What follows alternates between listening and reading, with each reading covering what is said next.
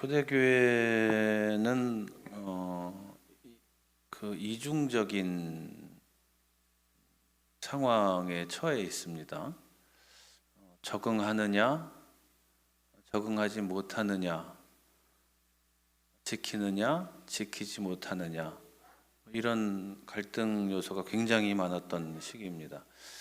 제가 요즘에 전자책 보는 재미에 빠져 있습니다. 오랜 시간 전자책에 적응을 못하고 있다가 틈틈이 아무 때나 쉽게 책을 읽을 수 있게 되고 또 굉장히 편하더군요.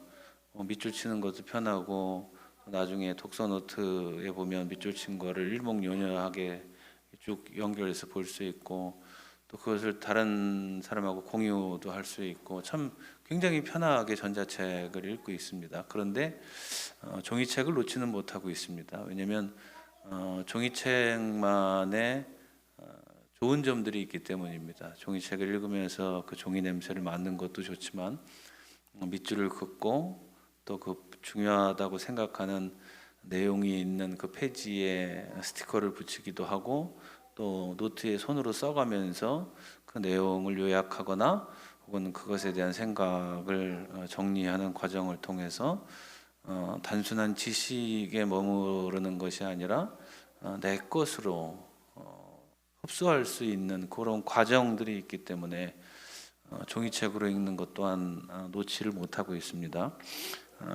그래서 좀 전문적인 신학사적이나 논문 같은 것은 아무리 비싸도 종이책을 삽니다. 그냥 4만 원, 5만 원 책 한 권에 70, 80페이지 되는 것도 그런 책들이 있고 또 번역되지 않은 책들은 영어 원서로 사다 보니까 종이책이 비싸기는 합니다. 그런데 그 책들은 좀 생각을 하면서 읽어야 되는 내용들이 많아서 그렇게 읽는 편인데 전자책은 반면에 좀 가볍게 읽을 수 있는 책들, 그래서 그냥 책 보고 이런 표현은 참 좋다, 이런 용도로 전자책을 지금 요즘에 맛을 들여서 좀 다양한 책들을 구매해서 읽고 있습니다.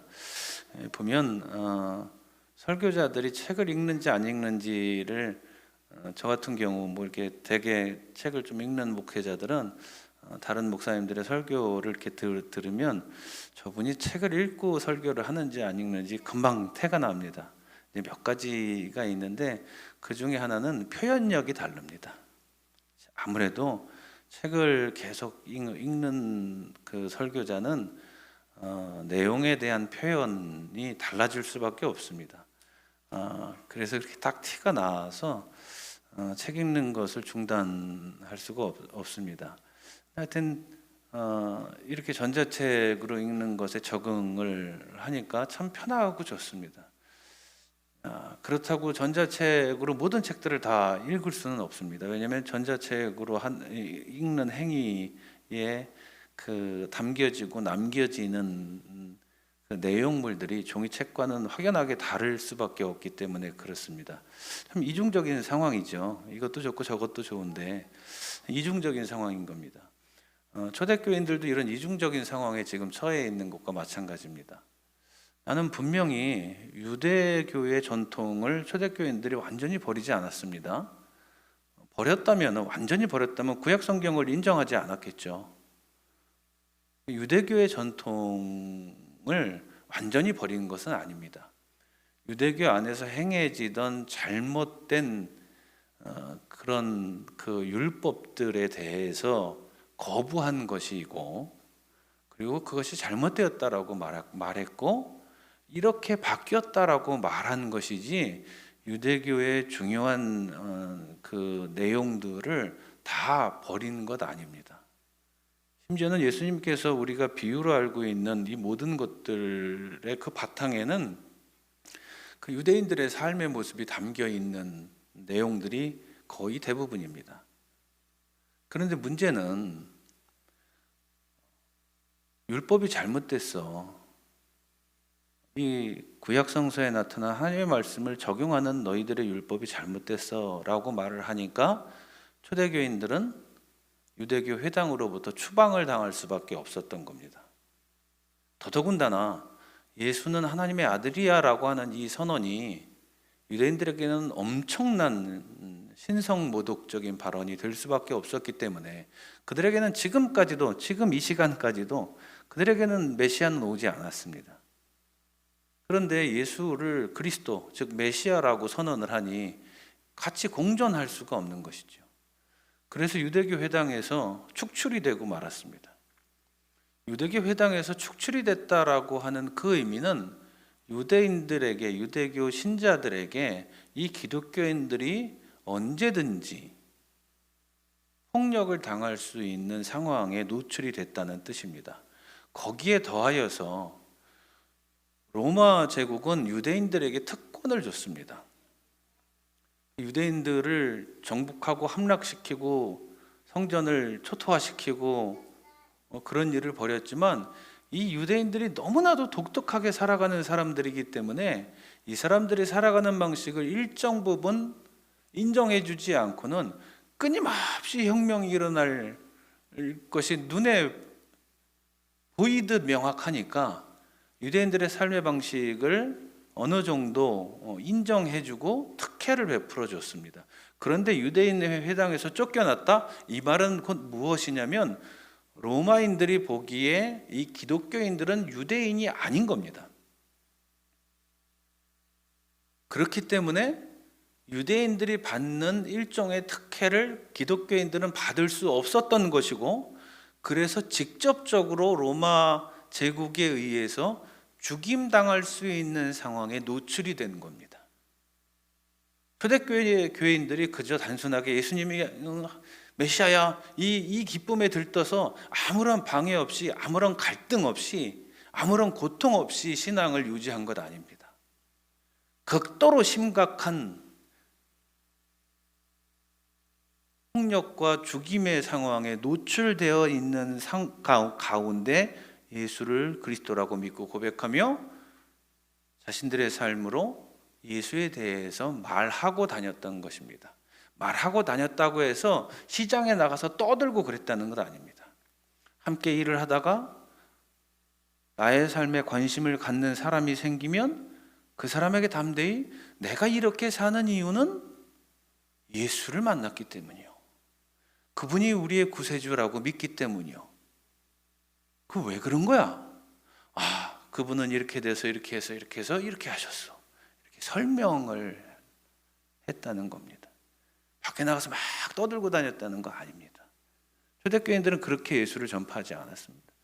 우리가 한창 때 80년대 90년대 북치고 장구치고 동네 돌면서, 동네 돌아보신 분들 혹시 계시지 않나요? 저희 세대는 이준 장로님도 동네 북치고 장구치고 다녀보신 적 없으세요? 저희는 그랬는데 띠 메고 일렬로 쭉 늘어서 가지고 맨 앞에서 북치고, 그리고 동네 한 바퀴 돌고 예수 믿으라고.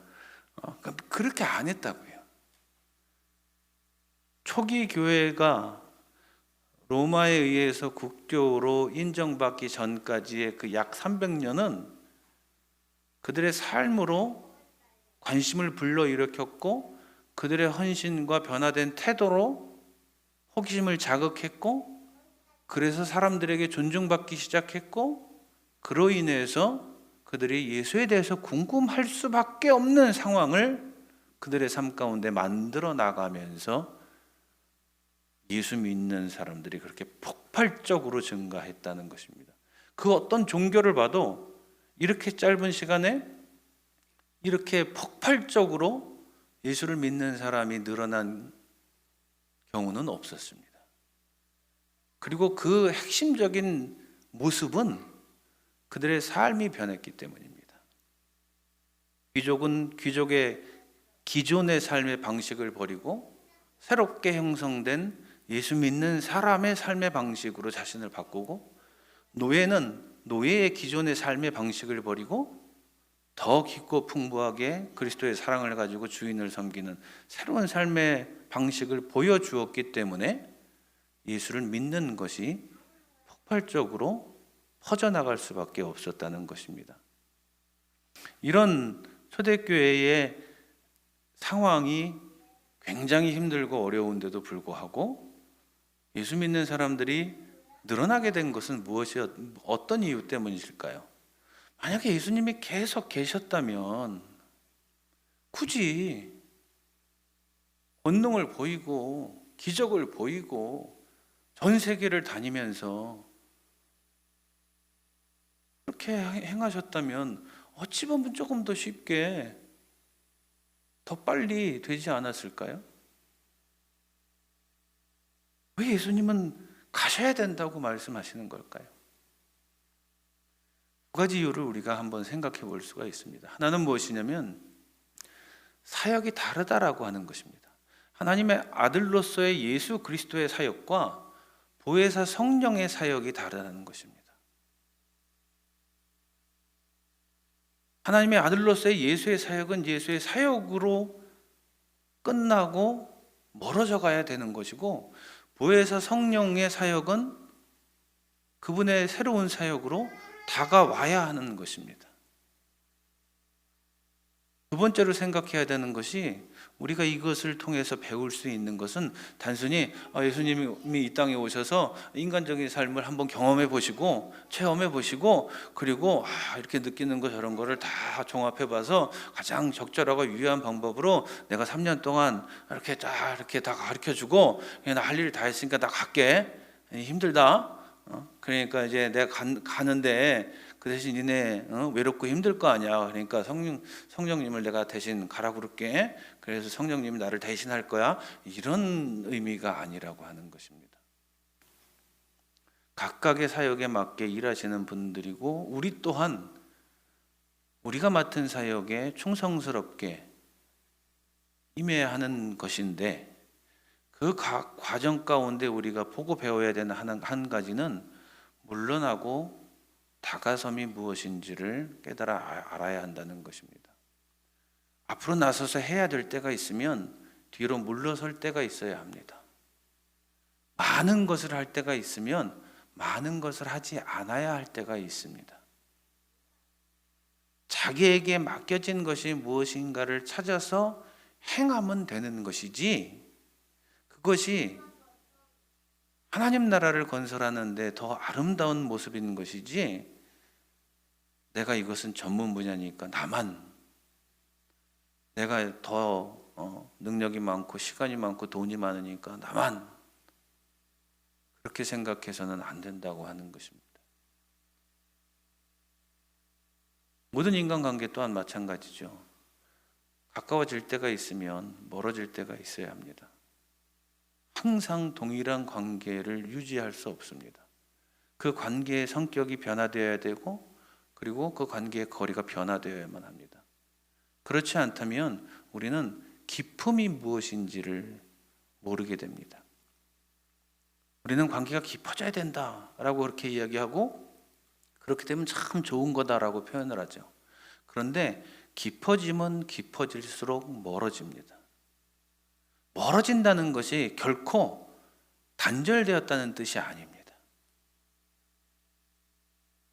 깊어지면 멀어질 수밖에 없고, 그것은 단절이 아니라 더 큰 신뢰가 쌓여간다라고 하는 것입니다. 제가 20대 때 가장 좋아하는 표현이 이것이었습니다. 하나님 없이 하나님 앞에서. 제가 만든 이런 표현이 아니고 신학자가 한 것입니다. 제 기억으로는 보네퍼 목사님이 쓴 표현입니다. 하나님 없이 하나님 앞에서 살아가는 우리의 인생. 내가 이 세상에서 살아가면서 마치 하나님이 없는 듯한 상황을 너무나도 많이 겪습니다. 이 세상 일에 쫓겨서 내 머릿속에, 내 마음속에 하나님이 있는지 없는지조차 인지하지 못할 때가 있습니다. 그럼에도 불구하고 우리는 늘 하나님 앞에서 살아간다고 고백을 하고, 틈이 나고 쉼이 생기고 여유가 생길 때 그 하나님의 현존 앞에서 우리의 모습을 발견하려고 애를 씁니다. 즉, 하나님 없이 살되 하나님 앞에서 살아간다라고 하는 이 표현이 저에게는 너무나도 소중했습니다. 거기에 실겨 있고 담겨 있는 것이 무엇이냐면 신뢰입니다. 내가 어떤 상황이 와도 하나님을 신뢰하고 살아간다라고 하는, 내가 어둠컴컴한 길을 걸어간다 할지라도, 내가 고통의 순간을 지나고 있다라고 할지라도 그 모든 세상 사람들이 나를 멸시하고 나를 천시하는 것 같다고 느껴지는 그 순간에조차도 하나님을 신뢰하는 마음을 잃지 않는 것이, 그것이 온전한 믿음이라고 하는 것입니다. 그런데 그것이 가능하려면 하나님의 아들로서의 예수 그리스도의 사역은 멈춰서고 그분은 하나님의 나라로 가셔야 되는 겁니다. 그래야 보혜사 성령께서 우리와 함께 하실 수 있고, 그 보혜사 성령으로 말미암아 진리가 무엇인지 알 수 있으며 우리를 보다듬어 주시고 우리를 인도해 주시며 우리를 보호해 주시고 우리에게 가야 할 방향을 알려주시는 분과 함께 살아갈 수 있게 된다고 하는 것입니다. 그것이 우리의 기독교적인 삶의 본질적인 모습이라고 하는 것입니다. 또 한 가지 우리가 생각해 보아야 할 것이 있습니다. 20절 이후에 보시면 너희는 울며 애통하겠으나 세상은 기뻐할 것이다. 그러나 너희가 근심에 쌓여도 그 근심이 기쁨으로 변할 것이다. 여자가 해산할 때 이렇게 쭉 나오죠. 복음은 고통을 제거해 달라고 하나님께 간구해야 한다고 가르치지 않습니다. 그건 불교인도 하고요, 이슬람교인도 해요. 심지어는 무당한테도 가서 그렇게 합니다. 무당한테 가는 개신교인들 비율이 20% 후반대라면서요. 그거 왜 그래요? 그 고통에서 벗어나고 싶은 거예요. 그런데 복음은 그렇게 가르치지 않습니다. 전능하신 하나님이 내가 기도 열심히 하면, 전지하신 하나님이 내가 간구를 뜨겁게 하면, 내가 성경을 100번 읽으면, 내가 돈을 갖다 바치면, 그러면 이 고통에서 나를 건져주실 거야. 네, 연약하니까 그렇게 고백할 수 있어요. 그런데 그게 복음의 본질과는 아무런 관련이 없다는 것입니다. 필연적으로 그리스도인들은 예수 그리스도를 믿는 그 믿음 때문에 고통받을 수 없습니다. 그것이 사실입니다. 사단은 절대로 우리가 평안하고 행복하게 살게 하려고 놔두지 않습니다. 끊임없이 우리를 공격해대고 우리를 괴로움에 빠뜨리고 우리를 아프게 만듭니다. 그것이 사단의 역할 아닙니까? 하나님 앞에서 우리를 고소하는 자, 쟤 저래서 약해요, 쟤 못할 거예요, 한번 흔들어 봐도 돼요? 쟤 별거 아니에요, 쟤 하나님 믿는다고 하지만 저거 가짜예요, 흔들어 보면 아시잖아요. 사단의 역할은 그것입니다. 그래서 끊임없이 우리를 흔들 기회를 찾으며 흔들 기회가 왔을 때 우리를 반드시 흔들어 놓기에 우리는 이런저런 삶의 모습으로 인해서 고통받을 수밖에 없습니다. 그런데 그 고통 가운데 이 고통을, 하나님께서 허락하신 이 고통을 우리가 어떻게 바라보고 어떻게 이해하고 어떻게 이겨내고 극복하는지 복음은 그것을 가르쳐주고 있다고 하는 것입니다. 복음은 예수 믿으면서 단순하게 더 표현하자면 그냥 젖먹이 아이들처럼, 유치원 다니는 그런 아이들처럼 맨날 쫄랑쫄랑 아무것도 하지 못하고 있는 거 쓱 갖다 바치고 하나님 이거 해주세요, 그런 사람으로 살라고 이야기하지 않습니다. 하나님 나라를 일구어내는 건강하고 장성한, 성장하고 있는 성숙한 사람으로 성장하기를 바라는 거예요. 그런 사람이 되라고 요구하시는 거예요. 그래서 너의 그 아름답게 성장하는 열매로 인해서 너, 그리고 너의 주변에 있는 사람들, 너의 가족들, 그리고 너를 바라보는 믿음 없는 사람들, 불신자들, 비신자들, 이 사람들이 너의 삶의 열매를 보고 예수를 믿을 수밖에 없게 만들려고 그렇게 가르치고 있는 겁니다. 그러기 위해서는 고통이 필수인 겁니다. 힘든 일이 생기는 것 당연하다라고 생각을 하고, 아픈 일이 생기는 거 견뎌야 되겠다라고 생각을 하고, 하나님 앞에 나와 끈질기게 기도하고 울며 기도하고 소리질러 기도하고, 때로는 힘이 빠지고 진이 빠져서 아무 말도 못하고 하나님 앞에 나와 누워서 하나님 어떻게 하실 거예요 나. 이게 가장 처절한 절규 아닙니까? 더 이상 할 말도 없고, 더 이상 소리 지를 기운도 없고, 더 이상 뭐를 해야 되는지 생각도 나지 않고, 하나님 나 어떡하실 거예요? 이게 그리스도인이 바랄 수 있는 가장 처절한 기도, 그러나 가장 값진 기도. 이런 과정들을 겪어내면서 성장하고 성숙하라고 하나님은 우리들에게 말씀하고 계시는 것입니다. 그것이 예수 그리스도께서, 하나님의 아들이신 예수 그리스도께서 하나님 나라로 가셔야 될 분명한 이유이고, 우리가 보혜사 성령을 찾아야 하는 이유라고 하는 것입니다. 고통에 대해서